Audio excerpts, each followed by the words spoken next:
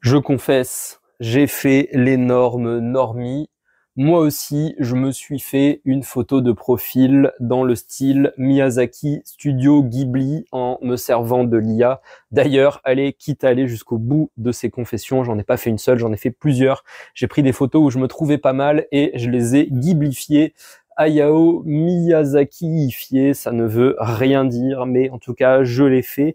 Et j'avais envie dans ce podcast de réfléchir un peu au phénomène justement, à cette mode, à cette tendance des photos studio Ghibli. Qu'est-ce que ça dit de nous et pourquoi c'est Studio Ghibli qui a fait ce buzz et pas, eh bien, pourquoi les gens se sont pas Simpsonifiés ou South Parkifiés?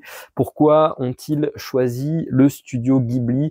Eh bien, je pense que ça parle de notre besoin de beauté, notre besoin de beau dans nos vies et eh bien les œuvres du studio Ghibli. Personnellement, je n'en regarde plus aujourd'hui à mon âge, mais j'avais beaucoup aimé surtout Princesse Mononoke quand j'étais gamin. Je pense que Chihiro, c'était un peu trop méta, un peu trop psycho pour le gamin que j'étais, alors que Mononoke, eh ben ça se fritait au katana. Il y avait des sangliers de 8 mètres de haut avec les entrailles possédées par des démons. C'était un peu plus à ma portée, mais bon, j'ai aimé Chihiro quand je l'ai vu plus tard.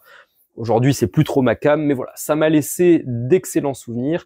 Et ce qui se distingue des productions Miyazaki, souvent ce qui ressort, c'est la beauté. Beauté que j'articulerai autour de 3 concepts. Le premier, c'est l'harmonie. L'harmonie des formes, le choix des couleurs. Hein. Les couleurs sont toujours très harmonieuses dans les dessins animés, certes, mais en particulier dans les dessins animés de Miyazaki. Cette harmonie qui, voilà, participe à la beauté de ces films et harmonie qui aujourd'hui est un concept, encore une fois, on a beaucoup de gens qui disent si vous voulez de l'harmonie, mais enfin vous êtes fasciste, c'est que vous n'avez pas les capacités et l'ouverture pour apprécier la disharmonie apparente, vu que tout est harmonie. Voilà, en gros, on a des gens qui sont dans des postures, on va dire, un peu spirituelles, de dire je vois l'harmonie là où vous ne la voyez pas. Comment ça, il y a des gens qui fument du crack et qui vous agressent avec du verre pilé sous ce pont, vous ne voyez pas à quel point c'est harmonieux?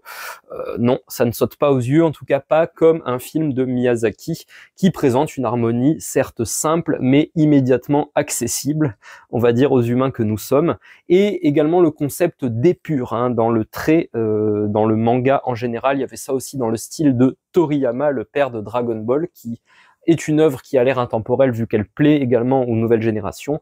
On a justement ce que dessiner, ce trait très épuré, très simple. On enlève tout le superflu. Je vais pas développer sur en quoi enlever le superflu est également vu aujourd'hui comme quelque chose de fasciste et totalitaire, mais ça participe de la beauté des dessins animés de Miyazaki. Et enfin, derrière la beauté des films de Miyazaki, il y a la notion d'effort. C'est à chaque fois une prouesse technique d'arriver avec du dessin à l'ancienne, old school, à avoir un tel rendu visuel. Et c'est l'effort, on va dire, suprême, justement, de donner à tout cet opéra son-image un aspect naturel. Voilà, c'est vraiment quelque chose, voilà, qui est marquant. C'est notre consciemment, on est ébloui par les images, inconsciemment, on voit le nombre de détails qui fourmillent dans les animations, voilà, je me souviens, le feu, les étincelles, tout ça est magnifique, toujours dans les films de Miyazaki. Tout ça a demandé des efforts colossaux, des efforts que j'imagine à peine humains, mais bon, ça c'est, je veux dire, c'est un peu, ça fait partie du génie japonais, hein, selon moi. Justement, à cette même époque-là, ils surdominaient dans les jeux vidéo. Il y avait aussi ce truc-là d'une direction artistique, musicale, graphique, scénaristique, gameplay et tout, qui donnait des jeux, qu'on n'a pas oublié, qui d'ailleurs sont remakés aujourd'hui, signe que c'était des œuvres quand même qui étaient bien pensées. Voilà, donc une beauté qui est la résultante du travail, de l'effort, de la vision, tout l'inverse de la vision justement à la mode aujourd'hui, qui est une forme d'authenticité, soi-disant authentique, hein, quand on a des stars qui se prennent en selfie comme ça, dans un angle qui est pas le plus avantageux, avec des papiers de Mars, de sneakers pliés sur le canapé. Oh là là, je me suis encore pris une cuite la veille, et ça fait du clic sur les réseaux sociaux. Ce n'est pas de la vraie authenticité. À partir du moment où je me mets en scène, à partir du moment où j'essaie d'envoyer au monde un message qui est je suis authentique, je ne suis pas authentique, je suis dans une forme d'auto-promo, dans une forme de commerce. L'authenticité, par définition, est naïve et innocente d'elle-même, c'est pour ça qu'elle est authentique.